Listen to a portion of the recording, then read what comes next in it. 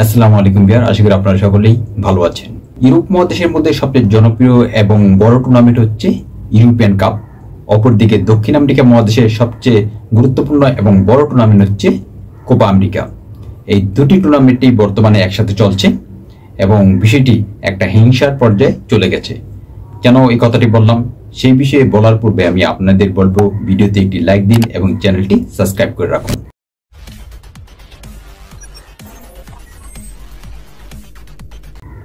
Europe মহাদেশের মধ্যে সবচেয়ে বড় এবং জনপ্রিয় যে টুর্নামেন্ট সেটি হচ্ছে ইউরোপিয়ান কাপ। এই টুর্নামেন্টের মধ্যে England, France, Germany, Spain, Portugal সহ সবগুলো বড় বড় এবং শক্তিশালী দল অংশগ্রহণ করে থাকে। আর এই ইংল্যান্ড, ফ্রান্স, জার্মানি, স্পেন এই জাতীয় দলের খেলা দেখার জন্য পৃথিবীর সব দেশেই কম বেশি ভক্ত এবং অনুরাগী আছে, যারা এই খেলাগুলো কিংবা এই টুর্নামেন্টের খেলা লাইভ দেখে। আবার ঠিক অপরদিকে বর্তমানে যে কোপা আমেরিকা চলতেছে, এটা হচ্ছে দক্ষিণ আমেরিকার সবচেয়ে জনপ্রিয় টুর্নামেন্ট। এই টুর্নামেন্টের মধ্যে আর্জেন্টিনা, ব্রাজিল, প্রাগুয়ে, উরুগুয়ে, চিলি ইত্যাদি জনপ্রিয় দলগুলো অংশগ্রহণ করে থাকে। বিশেষ করে আর্জেন্টিনা এবং ব্রাজিলের খেলা দেখার জন্য পৃথিবীর সব দেশেই কম বেশি ভক্ত এবং অনুরাগী আছে, যারা এই দেশগুলোর খেলা লাইভ দেখতে পছন্দ করে।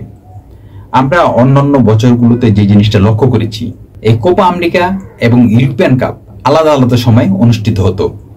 যেমন কোপা আমেরিকা যদি মার্চ মাসে শুরু হতো, তাহলে ইউরোপিয়ান কাপ জুন মাসে শুরু হতো। কোপা আমেরিকা যদি মে মাসে শুরু হতো, তাহলে যদি ইউরোপিয়ান কাপ আগস্ট মাসে শুরু হতো। এরকম ভিন্ন ভিন্ন সময় শুরু হতো।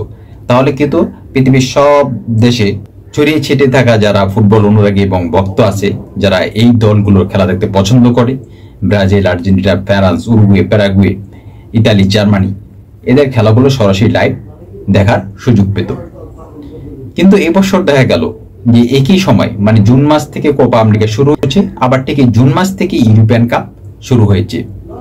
যেমন কালকের ম্যাচটি আপনি দেখেন, এখন দুটোটা দলে কিন্তু সেমিফাইনাল ম্যাচ অনুষ্ঠিত হবে কালকে রাত্রে ঠিক 1টা বাজে, মানে বাংলাদেশ সময় রাত্রে 1টা বাজে।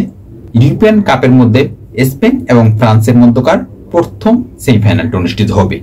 পরের দিন সকাল 6টায়, মানে রাত পেরোলে সকাল 6টায় কোপা আমেরিকার কাপের আর্জেন্টিনা এবং কানাডার মধ্যকার প্রথম সেমিফাইনাল অনুষ্ঠিত হবে সকাল 6টায়।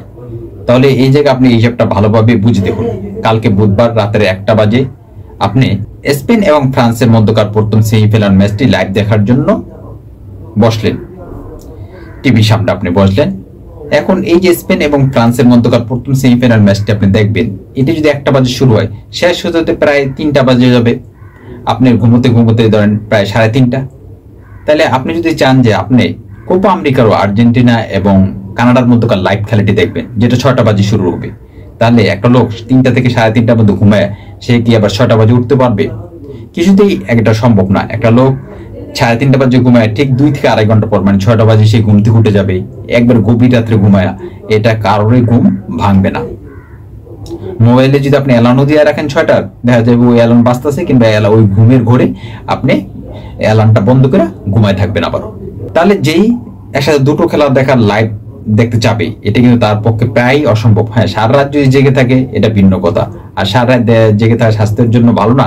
আর এইটা কয়েকজন লোকই বা পারবে? আর সারা রাত জেগে থেকে সকাল 6টা থেকে অন্য আরেকটি টুর্নামেন্টে অন্য আরেকটি ম্যাচ দেখা, এটা কারো ভালো লাগবে না।